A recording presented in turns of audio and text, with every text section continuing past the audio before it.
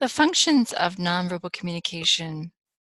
This one looks more at how nonverbal communication can be utilized. And we'll take a look at a couple of different elements as it goes into this. The first thing we're going to look at is expressing emotions. Then we're going to look at conveying meaning, presenting yourself, and how you manage interactions. So in expressing emotions, we're looking at what they call affect display. So it's different from effect.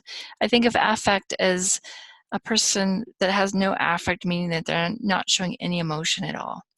So an affect display is how much emotion is being shown. And what we know is that, again, it can be intentional or unintentional. If you're being watched, you might be more aware of what's happening, or if you don't know anyone else is around, you might let some of that more emotions show through, depending on how safe you feel. And we oftentimes express emotions, so how we show those, how they get expressed, oftentimes they come up mostly through both the voice and the face.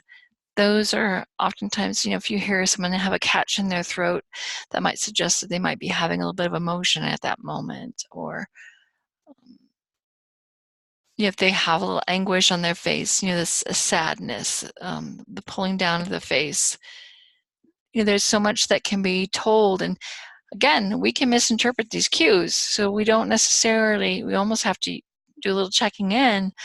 But if you see someone with, showing a sad emotion, then out of politeness, it's good just either to check in with them if there's someone that you know and care about, or if you don't know or care about them, just kind of be aware and see if you do need to check in, because sometimes they may not want that.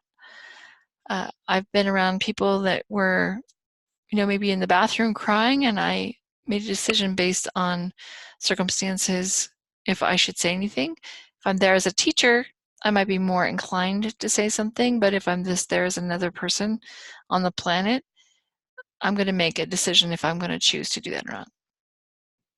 I think for me, from the hypnotherapy side, if I see someone crying, it's actually healing. So that to me is a good thing, where most people try to get people to stop crying. So it depends on the context as well. We convey meaning based on our nonverbal communication. And some of the ways that we can use that is we can use that to suggest that we're in agreement or assenting. So that might be a nod of the head.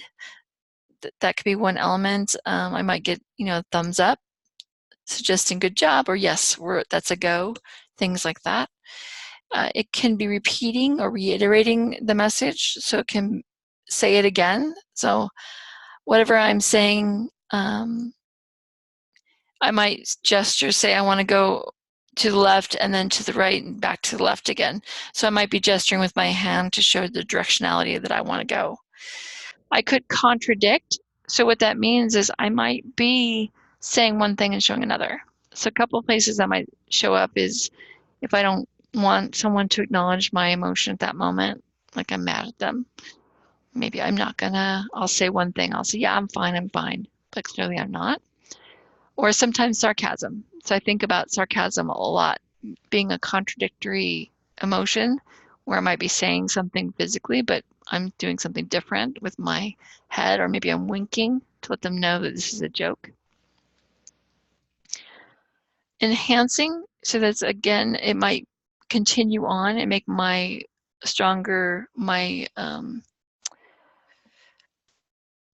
verbal cue stronger. So if I say something like, that you love the person and you reach out and touch them, that's kind of enhancing that message. Also, I can replace the message. So if I shake my head with a no versus saying no, so that would be replacing it.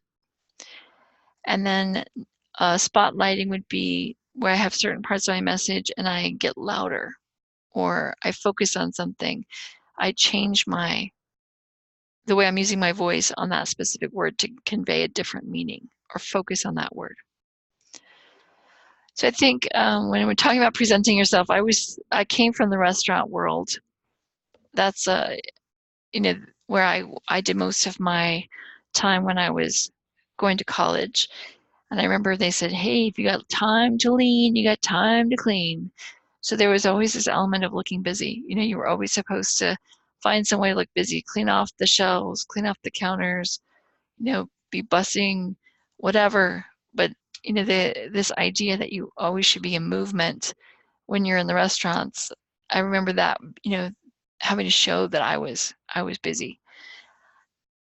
Even when you're working at other companies, if you know they see you playing games, that's not going to present yourself very well. So looking like you're busy at, you know, at many jobs, unfortunately, is the way that they focus. And the idea of showing concern, just how we do that by, you know, being sensitive to another person, by reaching out and just the gentle touch again. Those are ways that we kind of present ourselves. Managing interactions, various nonverbal techniques we might use for this. So this might be how we use our voice. We might use our physicality, our body. We might use our eye contact.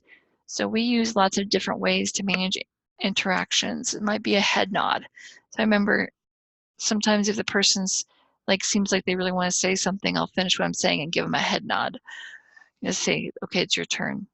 You know, things like that where you're suggesting it. Or maybe I slow down in my speech as I'm finishing, or you know, I do a little verbal cue to let them know that it's their turn. And what we want to do is we want to watch for signals to let us know when the other person's doing things. It's part of being a competent nonverbal communicator is being aware of those things, and then the whole idea of regulating behaviors, paying attention to people's facial expressions. You know, if you know, if you see the mom look, you know, when a kid does something and they get the mom look, you know, that like don't you dare, and they don't say a word. It's just the look. So that's the mom look. Yeah, that's a way to regulate behavior. Defining relationships, this idea of intimacy, like how close you are to a person. So intimacy is this feeling of closeness. How close do you feel to that person, that connection? We can also look at this idea of dominance versus submissiveness. So a person can show dominance over another person by forcing their behavior, using a louder voice, by using more power in their voice, by talking louder, by taking a more physical space. There's lots of different ways where a person can show dominance and exert their behavior. And then submissiveness is allowing others to exert the power over you. So there are probably certain places and times when some things are more appropriate than others. If you have a boss, then oftentimes those are, you know, you kind of want to show that, you know, they're your boss. If you challenge a boss all the time, it's going to create challenges for you. So you have to kind of figure out how and when that is the best time to do those kinds of things. Again, doing things like taking up less space, letting the other person control the time, how the person takes possession of something. You smile more, allow other people to interrupt you. If you're showing dominance, you generally don't allow people to interrupt you. So that's just another way of kind of controlling the conversation. All right, there we go. That's the end of that chapter. Thank you.